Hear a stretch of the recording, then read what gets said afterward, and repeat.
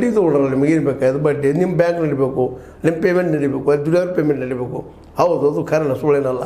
ಮತ್ತು ಆ ಬಡ್ಡಿ ತುಂಬ್ತಾರಲ್ಲ ಅವ್ರು ನಿಮಗೆ, ಆ ದುಡ್ಡಿದ್ರೆ ಯಾರು ಸಾಲ ಕೊಡತ್ತಿರಿದ್ರಿ, ಆ ಸಾಲ ಇವ್ರಿಗೆ ಇರ್ತದೆ, ಪಾಪ ತುಂಬ್ತಾರೆ ಮುಂದೆ. ಅದರ ಬದಲ ನಿಮ್ಮಲ್ಲಿ ಬಂಗಾರ ಇದ್ದೇ ಇರ್ತದಲ್ಲ. ನೀವು ಏನಾದರೂ ಒಂದು ವ್ಯಾಲ್ಯೂಯೇಷನ್ ಮಾಡ್ತೀರಿ, ಅದು 60% ಕೊಡ್ತೀರಿ. 1 ಲಕ್ಷ ರೂಪಾಯಿ ಕಿಮ್ಮತ್ತು ಆಗ್ತಿದ್ರೆ ಬರೀ 60,000 ಕೊಟ್ಟಿರ್ತೀರಿ, ಇನ್ನು 60,000 ನಿಮ್ಮಲ್ಲೇ ಇರ್ತಾವೆ. 1 ವರ್ಷಕ್ಕೆ 1 ಲಕ್ಷಕ್ಕೂ 60,000 40,000 ರೂಪಾಯಿ ಬಡ್ಡಿ ಆಗ್ತದನ. ಯಾಕಂತಂದ್ರೆ 9% 10% ಮೇಲೆ ವರ್ಷಕ್ಕೆ ಕೊಡೋರು ಇಲ್ಲ. ತಿಂಗಳಿಗೆ 3 ಬಡ್ಡಿ 4 ಬಡ್ಡಿ ಹಾಕುವಂಥವ್ರು ಇದ್ದಾರೆ. ಇಂಥವ್ರು ನಡ್ಕೋದು ಸಿಗಿಸೆ ಪಾಪ ರೈತನ ಅಥವಾ ಒಬ್ಬ ಮಧ್ಯಮ ವರ್ಗದವನ ಅಥವಾ ಬಡವನ್ನ ಸಿಗಿಸೆ ಇದು ಮೋಜಾ ನೋಡೋದು ಅಂತಾರೆ. ಅದಕ್ಕೆ ಇದು ಆಗಬಾರ್ದು ರೀ. ಈ ದಿಶೆಯಲ್ಲಿ ಸರ್ಕಾರ ಮರುಚಿಂತನೆ ಮಾಡಬೇಕು. ಸರ್ಕಾರ ಜೊತೆಗೆ ಬ್ಯಾಂಕ್ಗಳು ಮರುಚಿಂತನೆ ಮಾಡಬೇಕು.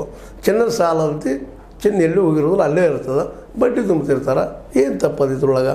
ಯಾಕಂತಂದ್ರೆ ಯಾವುದೇ ಬ್ಯಾಂಕ್ ಇದ್ದರೂ ಸಹಿತ ಯಾರ ಸಲುವಾಗಿ ಅದಪ್ಪ ಅಂದ್ರೆ ಸಾಲ ಕೊಟ್ಟು ಒಂದು ಸಮಾಜವನ್ನು ಉಳಿಸೋ ಸಲುವಾಗಿ ಮತ್ತು ಅವರು ಆರ್ಥಿಕ ಭದ್ರಾಗೋ ಸಲುವಾಗಿ ಸಾಲ ಕೊಡ್ತಿರ್ತಾರೆ.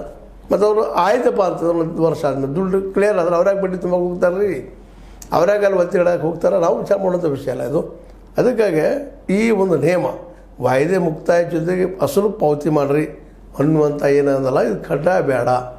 ಯಾಕಂದ್ರೆ ಬಡ್ಡಿ ತುಂಬಿಸ್ಕೊಳ್ರಿ, ಅವ್ರಿಗೆ ಏನು ಮಾಡ್ರಪ್ಪ ಅಂದ್ರೆ ಸವಲತ್ತು ಕೊಡ್ರಿ, ಸ್ವಲ್ಪ ಮತ್ತೆ ತುಂಬ್ತಾರೆ ಅವರು.